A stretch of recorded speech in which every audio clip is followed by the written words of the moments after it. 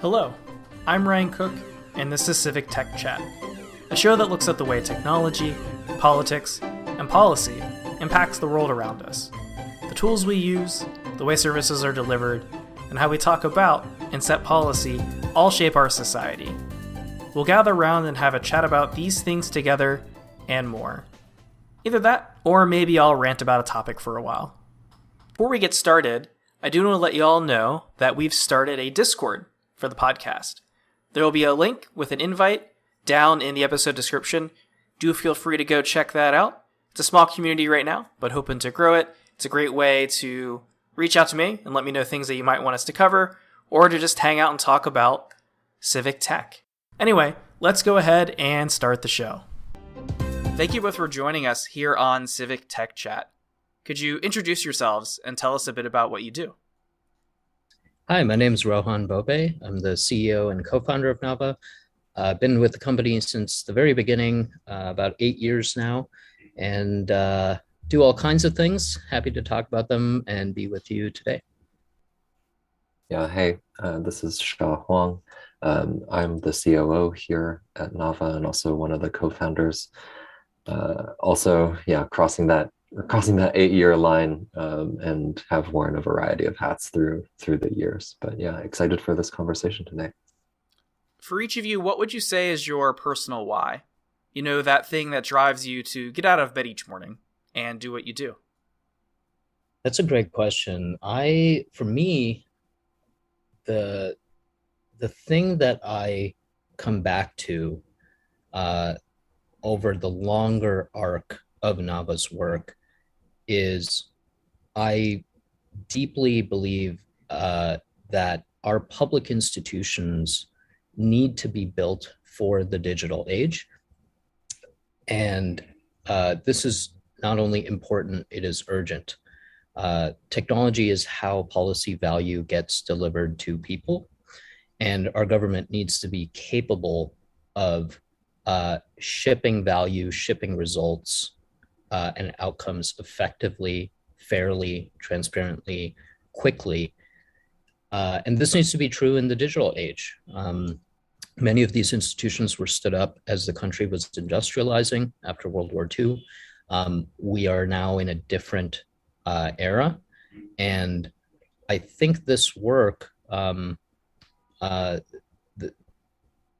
consequences, both for doing this well and the consequences for not getting it right, are the thing that motivates me, because if we can get this right, I think democratic institutions are going to be in a much better position through this century and are going to be able to serve people with the challenges that are coming, not the challenges we have today, the challenges that are also coming.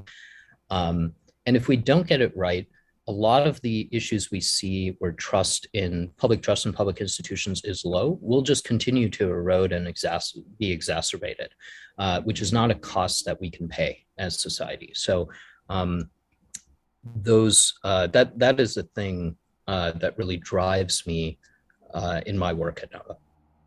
Yeah, plus wanting everything Rohan said, that kind of centers the why for me personally around, the kind of historic arc we're in about declining trust in public institutions and what the harms are, or what the cost is of that, what that costs the public, what that costs underserved populations, what that costs us in terms of our ability to act on the coming challenges that we're going to face at a systemic level. I think an additional lens I think about there, that's been pretty centering through the years, and as Nava has grown significantly as an organization, is being able to do right by the team that we have brought into these problems, into these spaces. Being able to, we talk a lot at Nava about leverage points, being able to be high leverage against some of the systemic, technical or structural or organizational or policy challenges that our institutions are facing, and being able to have a demonstrable progress, being able to make some of the outcomes inarguable, or make some of the kind of ways of working in a more modern or more human-centered or more resilient way, make those things feel irresistible or inevitable by the kind of momentum we've built or the outcomes we've been able to demonstrate along the way. I think those are things that really center me these days. I think Rohan and I have joked before that if we weren't doing Nava, that we would be trying to work on these problems anyways, like that the kind of challenges that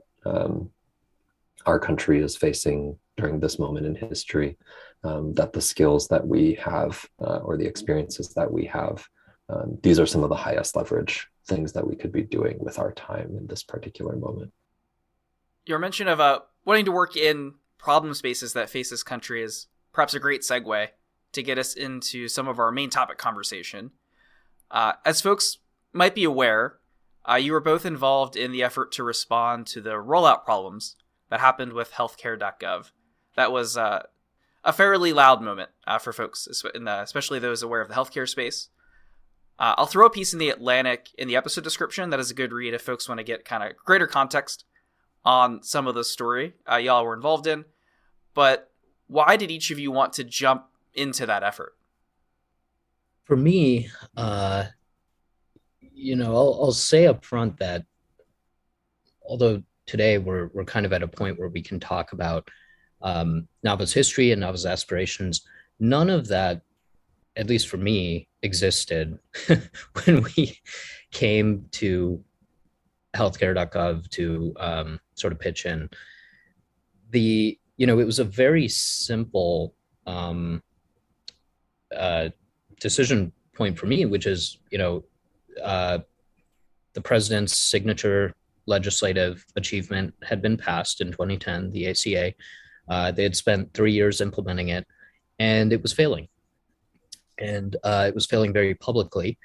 And I had a set of skills that could contribute to it potentially not failing.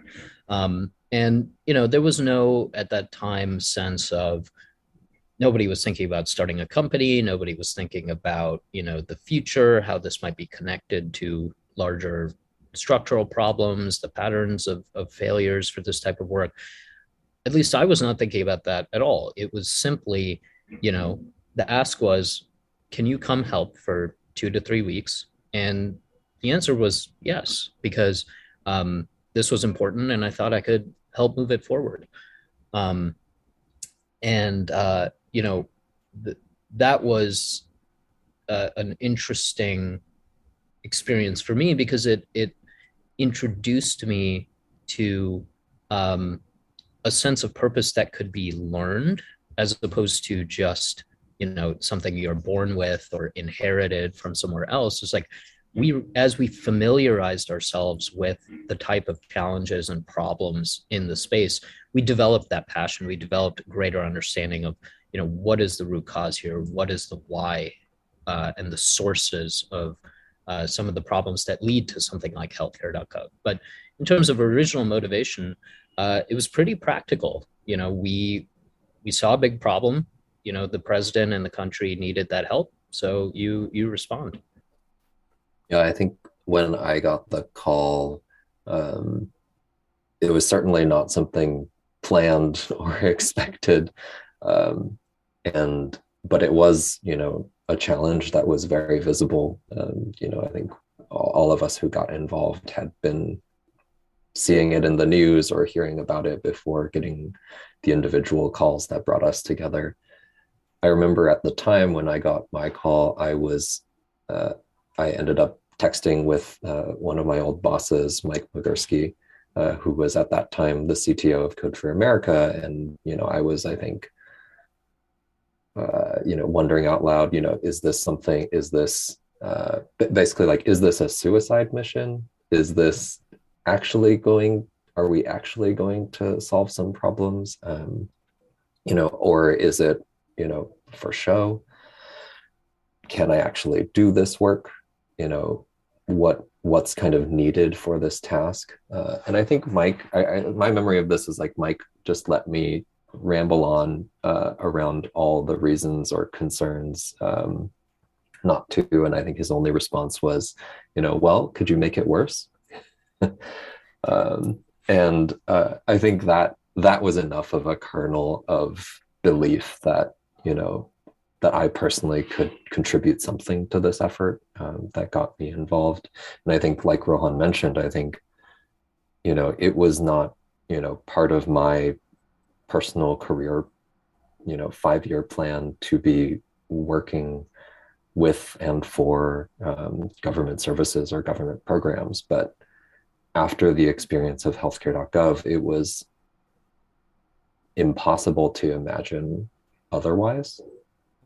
It was impossible to imagine other work that could be somehow more clarifying or purposeful or meaningful to work on in the future. From that situation, you eventually found yourselves in one where you were initially like firefighters as you got into that moment, responding to a crisis. And I believe this was a phrase y'all used when we were talking about the episode kind of in prep, where we talked about going from that to becoming architects. Folks that are now building something that's meant to last beyond just a response. Can y'all talk a bit about the experience of going from that mindset over to the architect one? Yeah, that's a great question. I think some of the questions, so Mikey Dickerson was one of the other people involved in the tech surge effort, and was one of the first people called in. One of the questions as we were working as a team, kind of fighting many of these fires and trying to make the changes that we were hoping would be impactful. One of the questions he posed to us was, what do we need to build here for healthcare.gov so that the next year's open enrollment, that, a similar team wasn't just going to need to be called again, that the healthcare.gov yearly open enrollment periods wouldn't just roll from crisis to crisis to crisis to crisis, and whatever we built was just kind of duct taping things temporarily until the next surge in traffic or things like that. And that was a useful question for us that framed some of the more systemic things that we needed to do on healthcare.gov, like building a replacement for healthcare.gov's identity management system, which was causing the majority of the outages, rather than just patching something existing, but actually replacing something wholesale, and thinking about the things that would get healthcare.gov as a whole to a more resilient place. But I think that line of thinking led us as well to think about what it would mean to stay, or things like that. And I think Rohan can speak to that more. Something you mentioned there that I'd like to follow up on a little bit, if you don't mind, is you mentioned the part of the story where you replaced the identity system as opposed to patching it. I think that's one of those situations where at the surface level, it may look like it's, say, more risk to replace a component because, more effort, therefore more risk. But perhaps it's one of those unique situations where it's actually kind of counterintuitive, or there's actually like a greater amount of risk in attempting to patch the thing.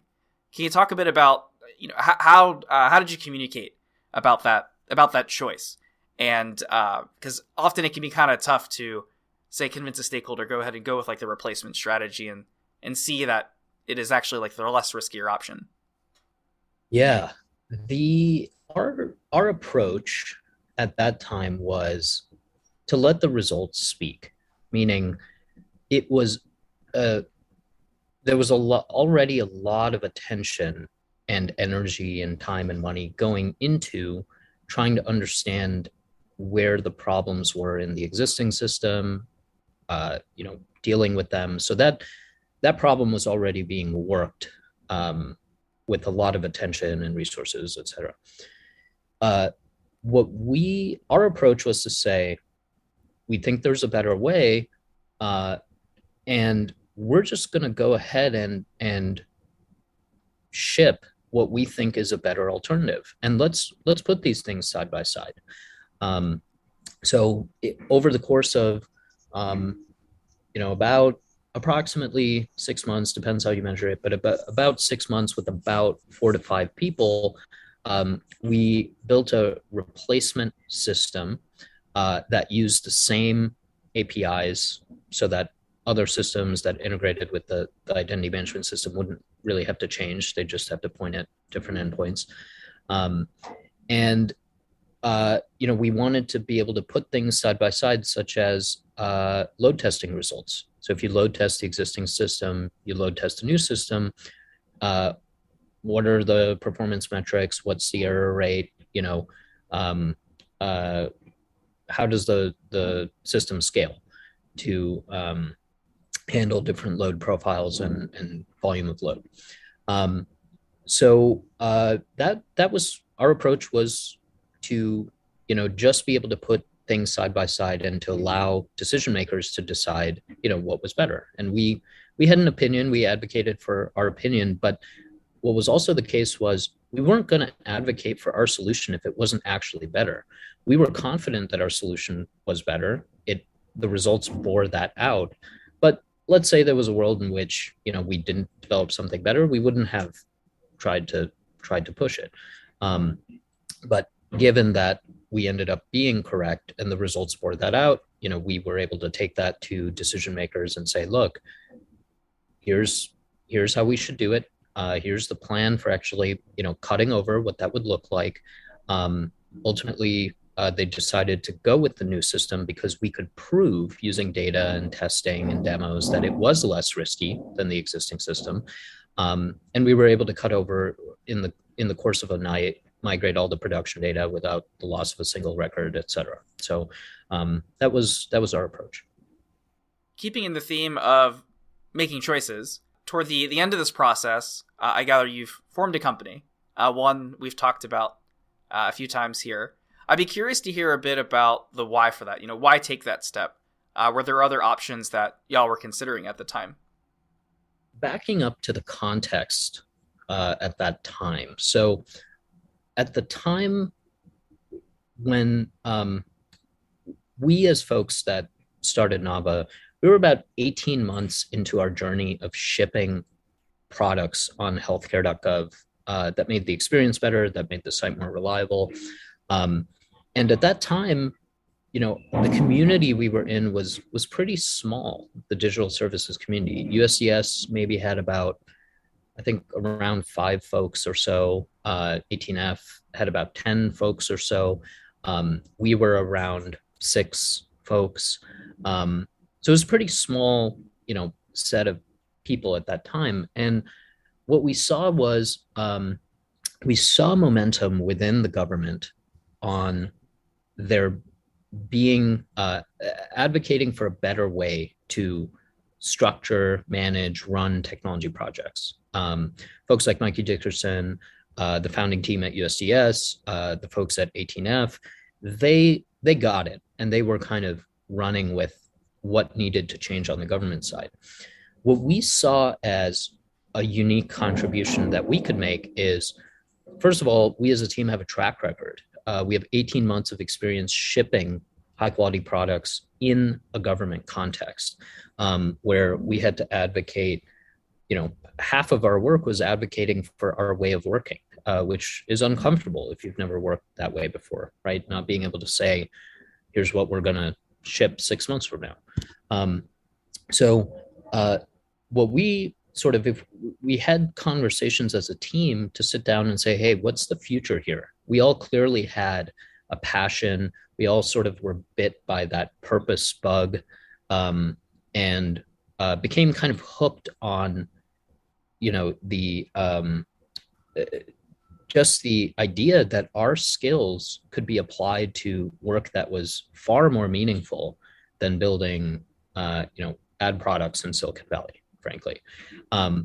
And the decision to start a company really came from the idea that if the government efforts that were ongoing at that time were successful, they would need to work with vendors who could work with them in good faith, who had the skills and the quality, and who could be trusted not to sort of just treat it like a stream of revenue, but to actually, um, do what was right for users, do what was right for the work, steward the agency's responsibility.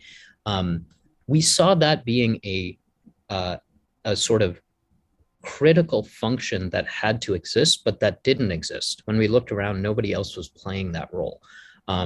So we thought, we are positioned, we have a track record of working together. We like working together. Let's fill that void that is going to be necessary, but is, nobody's orienting to that today. And then we can pair with the people on the government side to, ultimately drive the outcomes that we cared about. The organization is also unique in that it's a public benefit corporation. Can you all talk a bit about what that is for folks that might not be as familiar, and why you made the choice to use that structure? Yeah, that's a great question.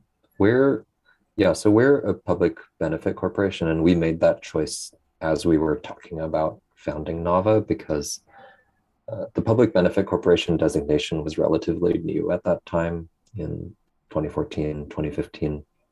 What it meant was, and the intention of the PBC designation was that you could have a corporation that had a social charter or a public benefit mission that was baked into its governance structure, that was baked into the kind of duties of the shareholders. So instead of just, a for-profit corporation that has a fiduciary duty to kind of return value to shareholders, that incorporating as a public benefit corporation would mean that we also had this parallel responsibility baked in at the deepest level of the organization to deliver on our mission, to help serve the government and build these more resilient public institutions.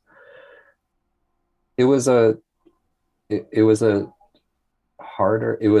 I think a strange decision for us to make at the time. There, our lawyers didn't know what a public benefit corporation was. It's still, there are not many PBCs, but we felt like it was,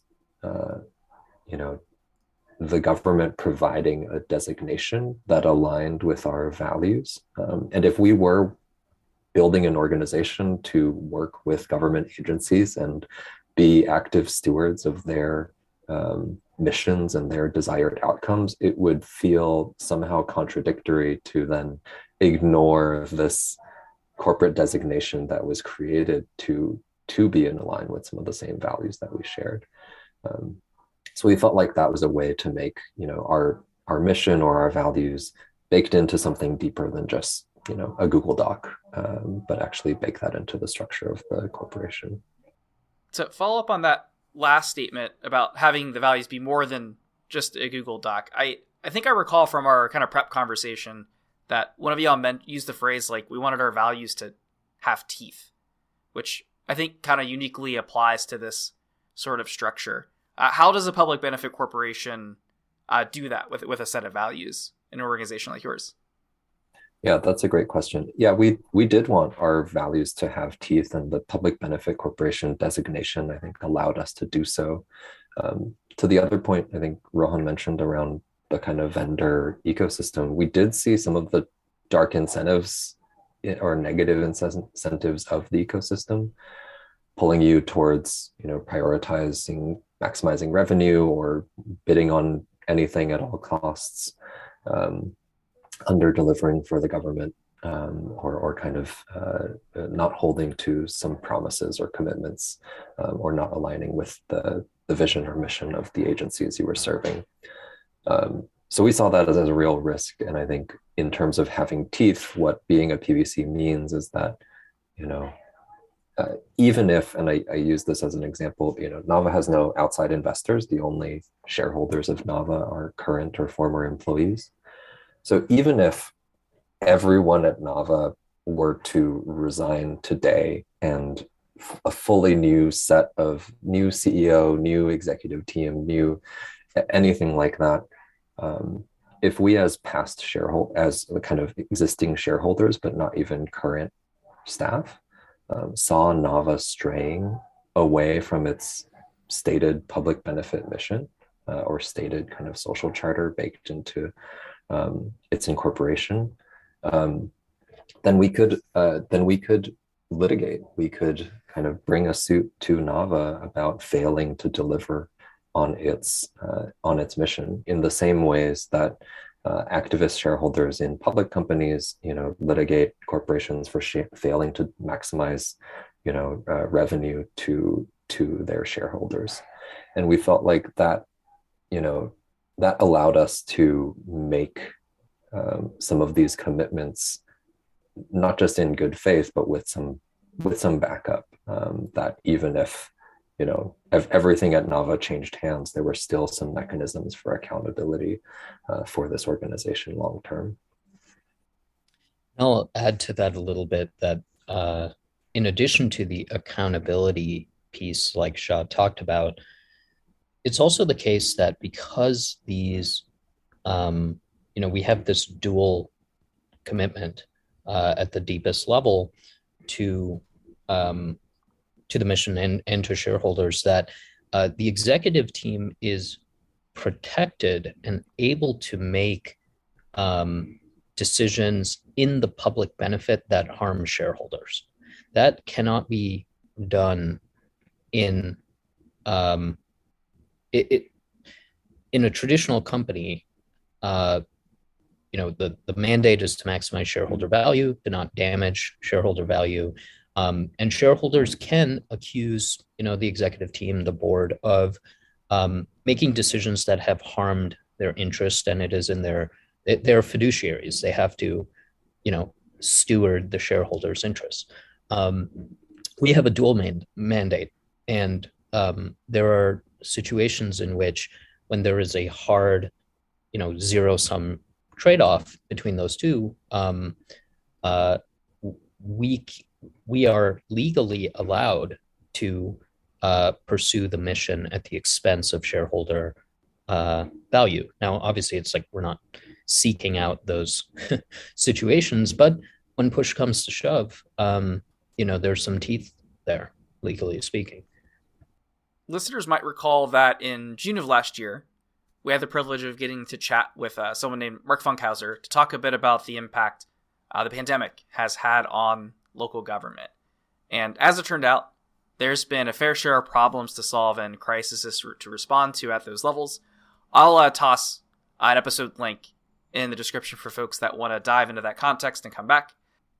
As an organization that's focused its energy on that space, how's the pandemic affected the work you've been doing with those government partners? I think part of our motivation to even operate at this level and work across multiple levels of government. We got our start in federal. Most of the companies sort of in our peer space purely operate federally. One of the reasons why we made a conscious decision before the pandemic to support government at different levels is there are critical programs, mission critical programs, that are run by state and local governments. Even if you're looking at U.S. safety net programs, approximately half of programs that are sort of part of the U.S. safety net are administered by states. So it's a critical part of what affects people, which is what we sort of center around when we decide, where do we want to work. Obviously, the pandemic happened. There were, I think it's telling that at exactly the moment in 2020, when unemployment in the country was at its highest rate since World War II, that you had the virtual simultaneous failing of about 54 unemployment insurance systems. These systems have had billions of dollars and decades of investment to put them in. They should have been in a position where they were ready to meet the moment. They were not. So I think that is, if you just take a big step back, part of our motivation for go where the impact is, it's natural for us to want to be involved here.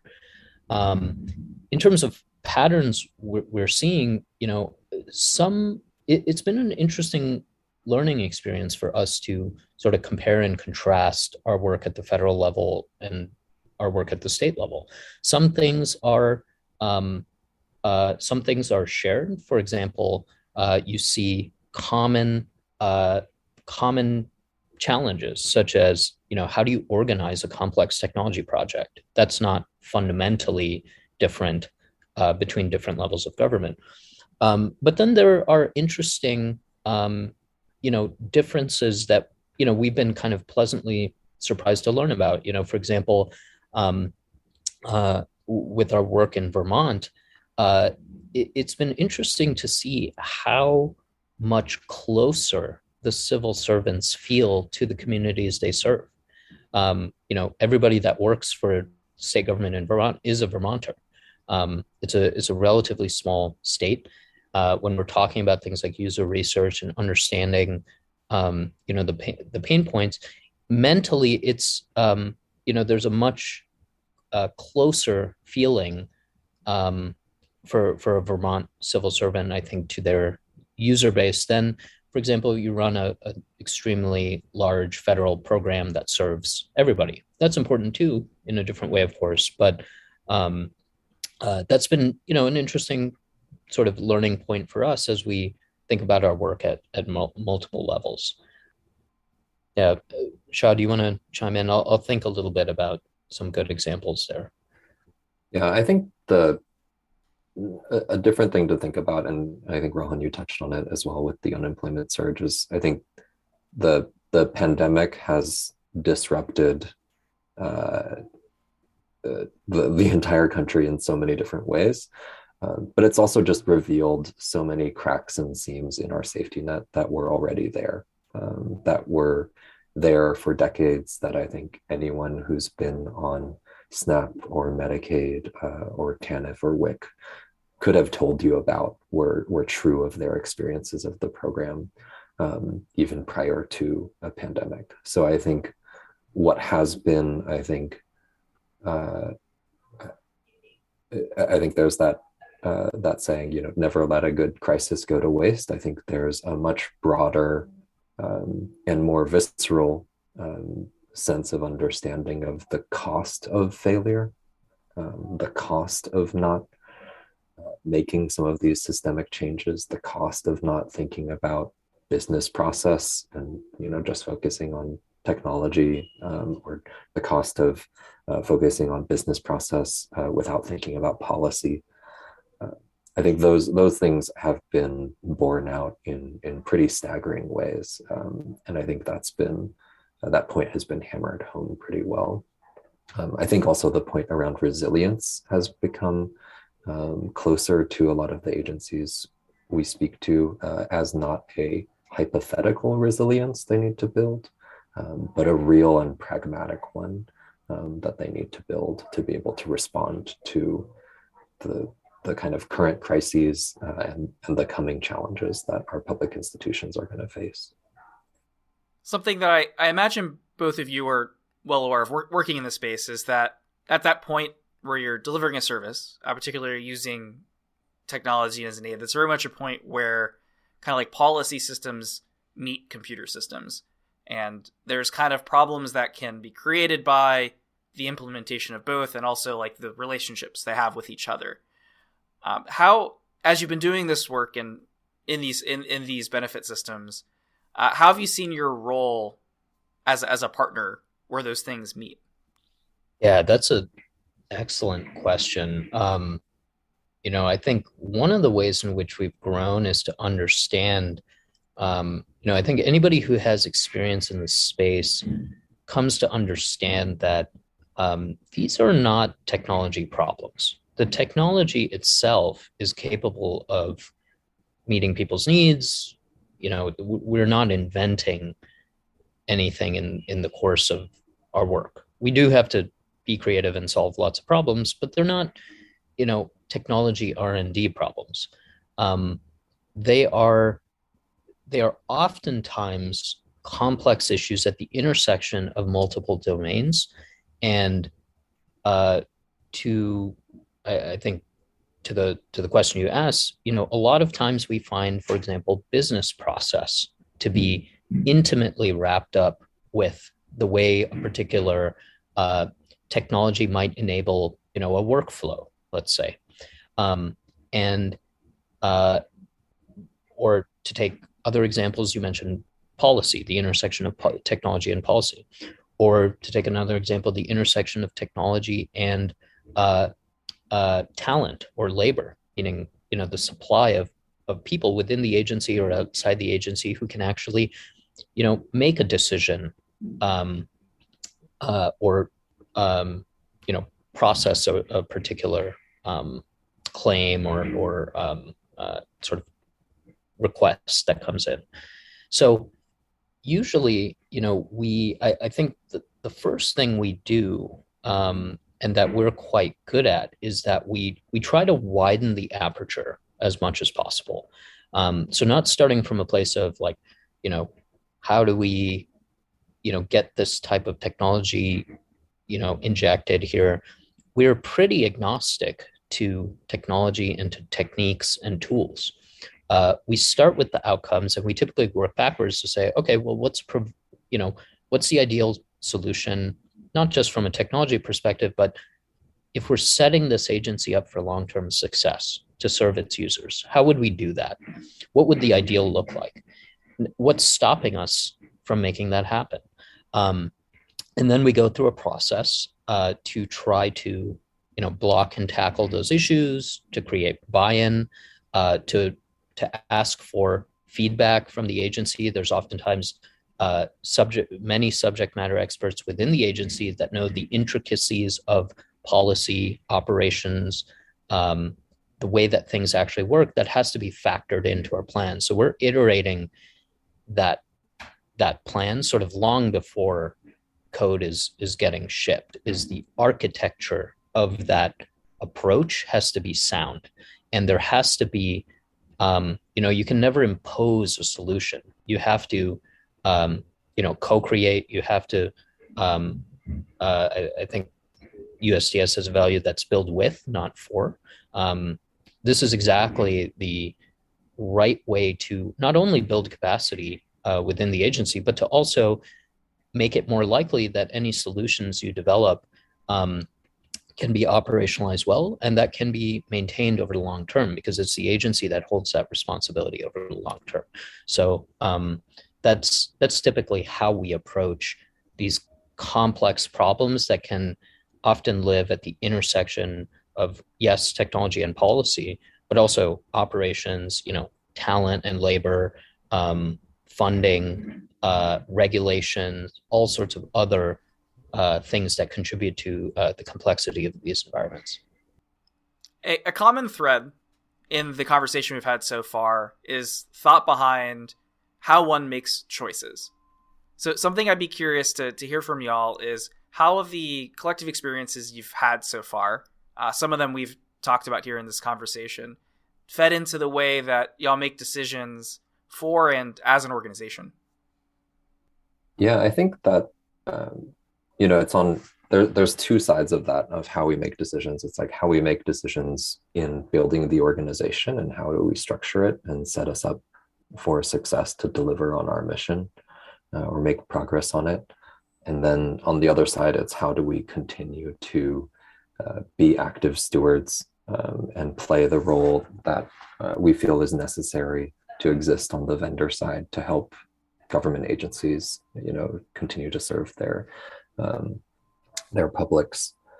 On the organization building side, I think, one choice that I think Rohan and I were reminded of recently was a choice to actually not build something that we decided to make at Nava several years ago. That identity management system that Rohan mentioned earlier, that we built to replace the existing identity management system on healthcare.gov. At some point, we also migrated Medicare.gov onto another instance of that same system, so that, that was serving almost 70 million user accounts across healthcare.gov and medicare.gov. At the time, login.gov had just gotten started.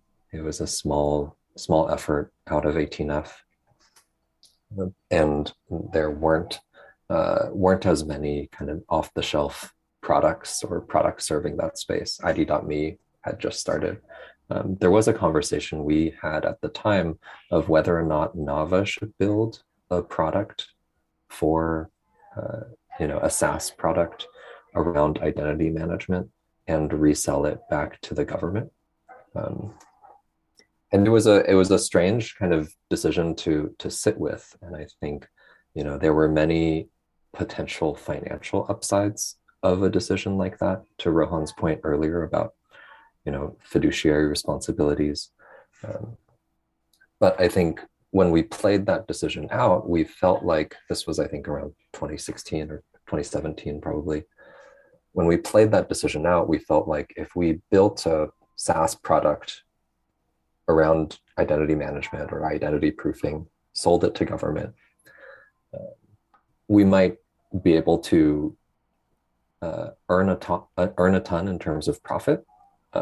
We might be able to solve a specific problem that the government was experiencing at the moment. But over the long term, I think Rohan, said to us, after thinking about it for a while, he said, over the long term, our interests and the government's interests would diverge.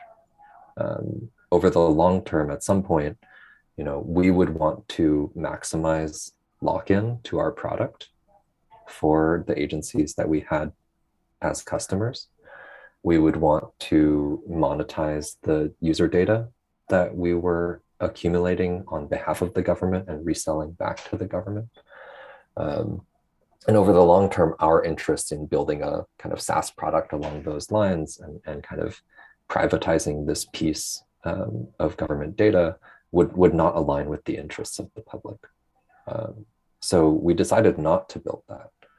We decided not to go down that direction. I think we could do that because we were a public benefit corporation. I think that made the answer easy rather than a conflicted one. And it's been, I think, pretty sobering actually to see some of the recent conversation around ID.me and IRS announcing that they're moving away from it, because in many ways it's played out almost exactly like we were afraid it would have if we had gone down a similar path. So I think that's a kind of choice in the negative. It's not something we chose to build. It's not something we chose to do with the organization. It's something we made a decision not to do several years ago. But I think that's been telling over the last few months, watching some of the concern and risks raised and conflicts of interest be raised, that I think have been that have helped us reflect on how we made that decision then, and what factors we were taking in, and how that has kind of played out in ways that that we were concerned might play out for Nava. That's on one side. I think in terms of choices we've made that have impacted our ability to make progress on the mission, something that we have learned and I think have made a choice around is we've started over the last couple of years hiring people with some of the policy and program experience, or with more policy or program experience on the actual programs that we're working with. And I think that doesn't, Nava is not, a policy think tank. Nava is not, trying to kind of direct that level of work or participate in that level of work. But recognizing that, to Rohan's earlier point, like so many of the visible technology problems, what is underneath those or the root causes of those are business process challenges, are lack of clarity in regulations, are contradicting regulations, or legislative or policy challenges. I think having that experience on our side and partnering with the agencies that we're working for has helped us build a better translation layer so that we're able to meet with, policy and operations folks on the government side, deeply understand their needs and not just bring a technology first mindset into those settings, And then figure out, as Rohan has talked about, working backwards from the policy goals or the program goals, is technology even the way we should solve this? Or are there simple business process changes that could make sense here? So I think using kind of technology not as a hammer and thinking of everything as nails. I think that's been, something on making choices in how we've structured and what type of talent we've brought into the organization that I think has helped us better serve our mission. A term that's been used quite a few times in our conversation is the term outcomes, as in particular something that you want to focus on. In my experience, it can be easy to lose track of those or get lost in the noise of all the other stuff that's involved with whether we're talking about a project or the way our organization's running, and it can kind of get wedged into the decision-making systems that are there. How have you all gone about maintaining focus on that outcome, in quotes, that we've been talking about in the face of all of that? Yeah, that's a great question, and I think that's true that as you grapple with the complexity of these environments and of the execution of this work, that you can sort of lose the forest for the trees if you're not intentional about maintaining a through line to why you're there. For us, I think it starts with how we define success. So as a public benefit corporation,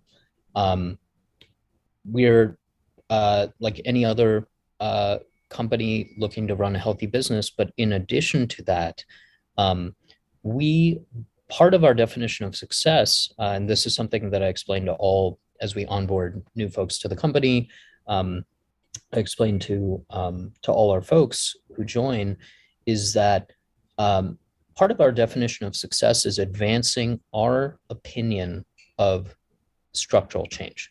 And we have a systems-based view into what structural change means. This is a framework that we've developed based on our experience. It's pretty simple. It says that we transform service experiences to be fast, accessible, and simple. We transform program outcomes to be effective for their beneficiary population. And we transform agency technology and operational postures to be adaptable in a world that is only changing more and more rapidly. So all of our work contributes to at least one of these layers of structural change. So when we look at how the company makes decisions, how we hire, what our culture is, when you look at all of the things that we call back to regularly as a company, as project teams, we are sort of constantly maintaining that through line to the outcomes that we are here to drive. And that has to exist at a corporate level in addition to, at a team level, because to your original point, teams can get so close to their problems that you start to operate locally. And there's nothing, that can be fine, but it can also be easy to sort of lose that through line to what matters. But at the company level, across the projects we've done, that we have today, and that we, will work on in the future, that theory of change, that idea, that opinion about what structural change looks like, what it means, how our work and business decisions ultimately ladder to advancing that theory of change, that keeps us centered on a framework that is above the level of any specific initiative that we might be driving. So, and then, yes, our mission is aligned with that. Our values are aligned with that. Our culture is aligned with that. What we, celebrate internally as a company, what we spotlight is ladders up to that. The way we hire ladders up to that. So it's a framework that keeps the important things, the outcomes, front and center. And then we work backwards from that. And we as a team try to be a learning organization and understand, how do we get there? And that's, the work that we're all engaged in. I want to thank you both for taking the time to come on Civic Tech Chat today. I have no doubt that folks listening are going to find some nuggets to learn from this conversation. Again, thank you both for coming on. Thanks for having us. Thank you so much for having us. You can follow us on Twitter using the handle @CivicTechChat, visit us on the web at civictech.chat, or subscribe to us for content updates wherever it is you download your podcasts.